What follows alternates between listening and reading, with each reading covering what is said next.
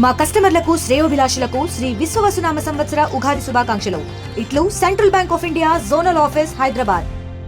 శ్రీమాత్రే నమః. సద్గురు జ్యోతిష్యాలయం నుంచి ఈ సంవత్సరం మనం కొన్ని తెలుసుకోవడం ఒక ముఖ్యమైనటువంటి విషయాలలో 2025 వార్షిక సంవత్సరంలో ఏ రాశి వారు అత్యంత అదృష్టవంతులుగా ఉంటారు? వృషభ రాశి, కన్యా రాశి, తులారాశి, మకర రాశి వారు, వృశ్చిక రాశి వారు చాలా అదృష్టవంతులుగా ఉంటారు ఈ సంవత్సరం. 2025 తులాలో జన్మించిన వారు తమ జీవితంలో అనేక రంగాల్లో అద్భుతమైన ఫలితాలు చూస్తారు. ఈ సంవత్సరం అదృష్టవంతులుగా పురోగతిని సాధిస్తారు. వృశ్చిక రాశి వారికి శుభకాలం. ఈ సంవత్సరం అత్యంత లాభదాయకం పొందే రాశి ఏదైనా ఉందంటే అది వృశ్చిక రాశిగా ఉండొచ్చు. మే ముందు వరకైతే ఇంకా చాలా బాగుంటుంది. కుంభరాశి వారికి ఈ సంవత్సరం అదృష్టమా?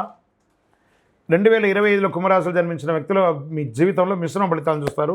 ఈ సంవత్సరం కాస్త సమస్యలు, స్థిరత్వం రెండు మిశ్రమంగా ఉంటుందని కూడా చెప్పచ్చు. అందరూ ఎదురు చూస్తున్నటువంటి మూడాలు. ఈ మూడం అంటే ఏంటి?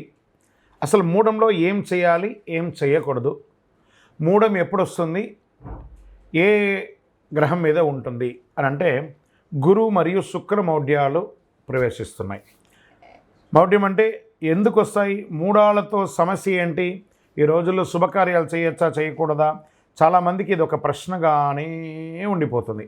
మూడం అంటే నవగ్రహాలు సూర్యుడి చుట్టూ తిరుగుతూ ఉంటాయి.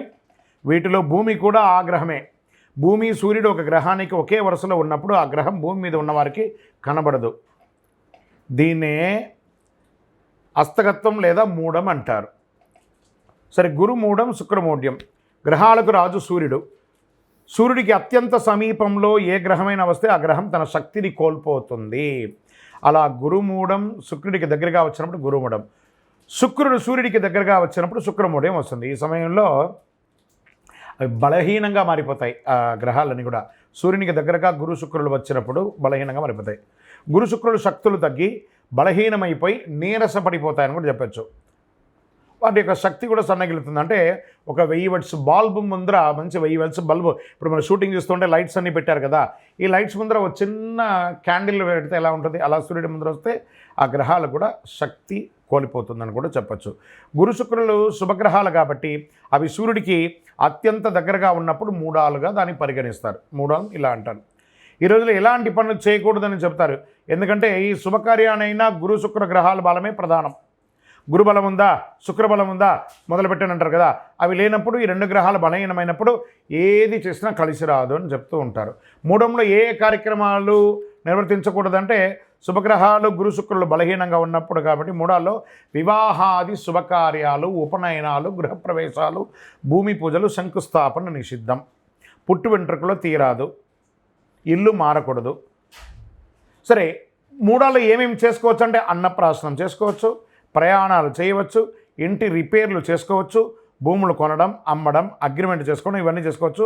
నూతన ఉద్యోగాల్లో కూడా చేరవచ్చు, విదేశాల్లో ఉద్యోగం కోసం వెళ్ళొచ్చు, నూతన వాహనాలు కొనవచ్చు, నూతన వస్త్రాలు కూడా కొనుక్కోవచ్చు, ఇవన్నీ చేసుకోవచ్చు.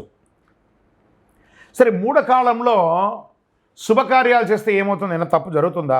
మహర్షులు జ్యోతిషాస్త్రరీతిగా పండితులను అనుభవస్తులు చెప్పిన దాని ప్రకారం మూఢం సమయంలో ఏదైనా శుభకార్యం చేసినా అశుభం వినాల్సి రావస్తుంది, కష్టం కలగవచ్చు, నష్టం వాటిల్లవచ్చు.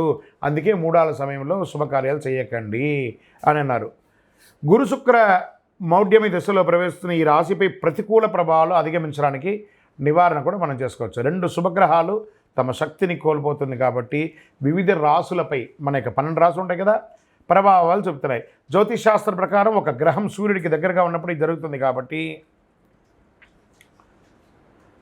ఆ రాశులు ఎవరు, ఆ నక్షత్రాలు ఎవరు మనం చూద్దాం.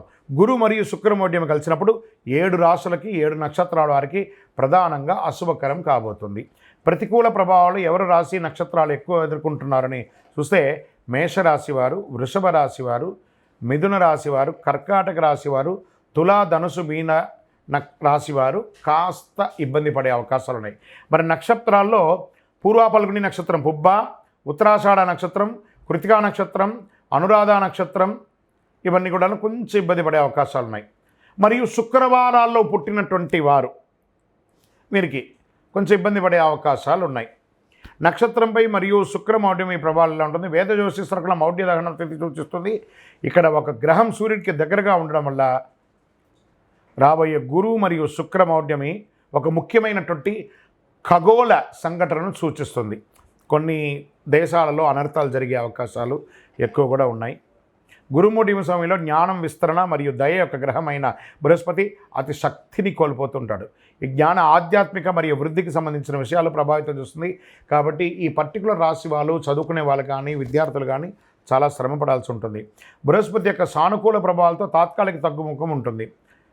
ప్రేమ, అనుబంధం, బంధాలు ఇవన్నీ కూడా కొంచెం ఇబ్బంది పడే అవకాశాలు ఉన్నాయి. ఒకళ్ళు భార్యాభర్తల మధ్య సఖ్యత కోల్పోవడము ఇవన్నీ శుక్రమౌఢ్యమి ద్వారా వస్తుంది. వృషభ రాశిలో గురుమౌఢ్యమి సమయంలో బృహస్పతి యొక్క సానుకూల ప్రభావాలు బాగా తగ్గుతుంది. ఆస్తులు కొనడం, అమ్మడం, కొత్త పని ప్రారంభిస్తారు. వివాహ నిశ్చితార్థాలు, గృహప్రవేశాలు, కొత్త వ్యాపారాలు ప్రారంభిస్తారు. కొంత గురుమౌఢ్యంలో కొన్ని రాశులు మిగతా రాశుల వారికి లాభం అని చెప్పని చూసారా, బృహస్పతి ప్రభావం కూడా ఉంటుంది. రాహుకేతు మరియు శని మరియు కుజుడు వంటి సహదుష్ట గ్రహాల ఆధిపత్యం చలాయించి గరిష్ట స్థాయిలో ఫలితాన్ని ఇస్తారు ఈ యొక్క దీంట్లో. కాబట్టి కొంచెం జాగ్రత్తగా ఉండాలని కూడా చెప్పడం జరుగుతుంది. గురుమౌఢ్యమి, శుక్రమౌఢ్యంలో చేయవలసినవి, చేయకూడనివి.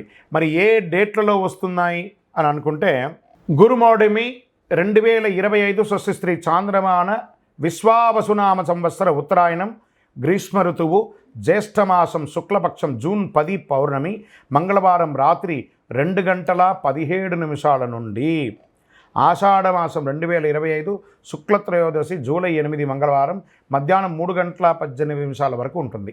మరియు శుక్రమౌఢ్యమి ఎప్పుడు వస్తుంది అని అనుకుంటే 2025 శుక్రమౌఢ్యమి 2 సార్లు వస్తుంది. చూడండి, స్వస్తిశ్రీ చాంద్రమాన శ్రీ క్రోధినామ సంవత్సర పాల్గొన మాసం మార్చి 18 మంగళవారం ఉదయం 7:15 ప్రారంభమయ్యి పాల్గొన మాసం శశిర ఋతువు ఉత్తరాయణం మార్చి 28 శుక్రవారం వరకు ఉదయం 6:30 వరకు ఈ శుక్రమౌఢ్యమి ఉంటుంది.